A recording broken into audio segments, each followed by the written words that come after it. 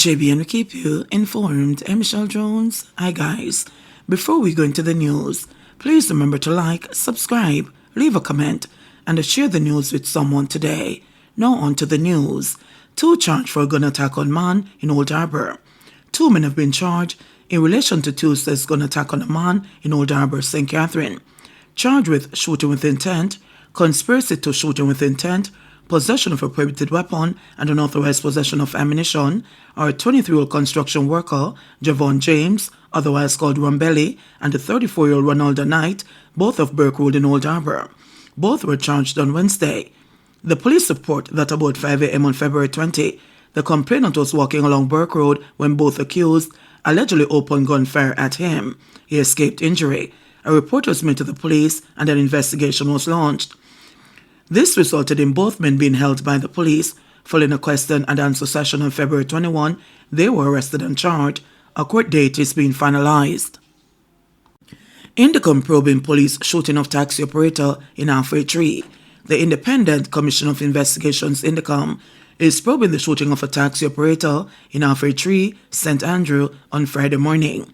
The incident happened about 7:15 a.m. in front of Brooklyn Supermarket on Hope Road. It is reported that the taxi operator was instructed by the police to stop, but he allegedly disobeyed and attempted to flee. It is further alleged that in a bid to avoid being hit by the taxi operator, the cop pulled his service weapon and opened fire, hitting the cabbie. Lawyers for a taxi driver charged in fatal West Mullen crash say they have evidence implicating truck driver. The defense team for the driver, who has been charged with 5 counts of causing death by dangerous driving, are reporting that they have placed their hands on a vital video of the accident, which could implicate the truck driver. The driver of the Toyota Voxy, Delroy Roden, whose vehicle collided with a truck on November 13, made his first appearance in the West Mullen Circuit Court on Thursday since he was granted bail in the sum of $7 million. I'm making an obligation on their statement that they were going quite fast. I have seen a video that is suggesting collision could have taken place on the soft shoulder and not on the road. Attorney at Law Lambert Johnson said, noting that Roden's defense team has been strengthened as Attorney Shanique Somerville and Faith Salmon has joined the defense team. However, Johnson's statement was met with a surprising revelation as the police later confirmed that the truck is back with the owner. Johnson and the legal team, who had pointed fingers at the driver of the truck, are requesting that the black box of his vehicle be tested. The black box is expected to tell the speed just before collision. I'm perplexed and puzzled that they're able to analyze the black box of my client, Mr. Roden, Johnson said to the prosecution. Senior Judge Courtney Day, who is presiding over the case, questioned how the police will secure the truck from the owner and come to the issue of analysis. In the public interest, I think it is incumbent on the police to go and retrieve that truck. It is too important of a matter to slip and slide. The request was made from December, Johnson stressed. Rod needs to return to court on June 7, where it is expected that the accident and reconstruction report will be ready, along with the report from the post-mortem. The case cannot go any further. There's much more to be done. Bail is extended, Judge Day said. The crash victims, 15-year-old schoolgirl Lavisa Forrester and her 39-year-old mother, Patrina Wallace, of Gordon District in White House, Westmoreland, O'Neill Allen, and his mother, 65-year-old Angela Samuel, both of Mount Edgecombe, and the 54-year-old Janet Thompson of McAlpine, also in Westmoreland, died on November 13 after the vehicle Rodney was driving collided with a truck. It is reported that about 3:30 p.m. on November 13, the 5 people and another passenger were aboard a grey Toyota Noah being driven by Rodney when the minivan collided with a truck which was traveling in the opposite direction. St. Mary farmer charged in fatal apple-picking shooting gets $300,000 bail. Bail in the sum of $300,000 with sureties was offered yesterday to 36-year-old Ryan McNeish, a farmer of Belfield, St. Mary, who is charged with the murder of 22-year-old Ryan Pendergrass. Pendergrass was fatally shot on February 8 on the accused's farm while he was allegedly stealing bags of apples. It was reported that McNeish told the police that he was afraid of the deceased, who threatened him and was a known terrorist in the area.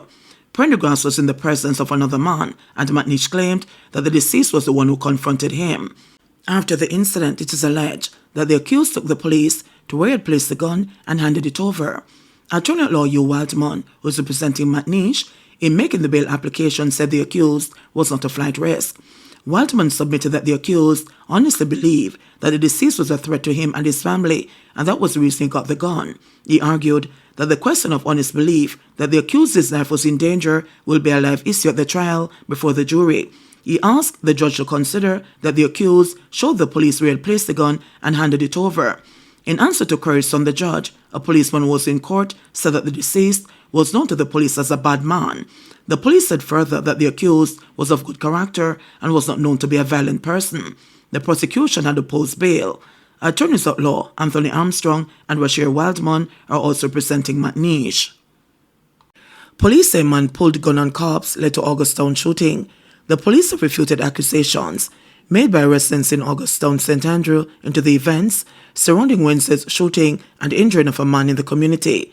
The residents on Thursday mounted roadblocks in protest of the shooting. They claimed that the police reportedly shot and injured the man were not wearing uniform and entered the community in an unmarked vehicle. The residents added that the lawmen did not identify themselves before opening gunfire at the now injured man. Senior Superintendent of Police, SSP Marlon Nesbeth, commanding officer for St. Andrew Central, refuted the claims made by residents. He stated that the cops were on operation and came upon a group which aroused their suspicion. About 1:40 p.m., a team of officers were on duty in the Augusttown when they came upon a group of persons in the African Gardens area. Men within this group arose police suspicion, resulting in the decision to check these men. As the police alighted from the service vehicle, one man drew a gun and pointed it at the police, who took evasive action and fired at this man. He ran, continued to point the weapon at the police, and was shot in the process. He then ran into a premises and the police followed, SSP Nesbeth stated. On entering the premises, the police were able to retrieve the gun, a Glock pistol with magazine containing 10 rounds. In the process of assisting the injured man, who was identified as Jermaine O'Mealy, to the hospital, the converged crowd physically prevented the police and subsequently had to retreat due to the boisterous crowd, the senior cop reported. SSP Nesbeth stated that O'Mealy was a suspect in a murder investigation in the St. Andrew South Division last June and was also suspected in other criminal activities. Nesbeth also sought to refute claims that the shooting was politically motivated. I must dispel this notion because the team of police that went there, from my certain knowledge, are professional around their work and are not in any way aligned to a political party and to such type behaviors. So this is certainly not so. From the police perspective, I must advise members of the public that we'll endeavor at all times to be true to our oath of office and to be professional at this time as the election period unfolds, SSP Nesbeth stated. Mason charged with aggravated robbery. A 25-year-old man has been charged with aggravated robbery after he allegedly robbed a woman outside the bank in Halfway Tree, St. Andrew on Tuesday. He is Chanel Duffus, a Mace of Hold Up Road, Kingston 5. He was also charged with possession of a prohibited weapon, using a firearm to commit a felony, assault of common law, and robbery with aggravation. Reports from the Halfway Tree police are that about 12:55 p.m., a woman was leaving a bank in the corporate area when Duffus and another man pounced upon her with a gun demanding her properties. He robbed her for a handbag before escaping in the area.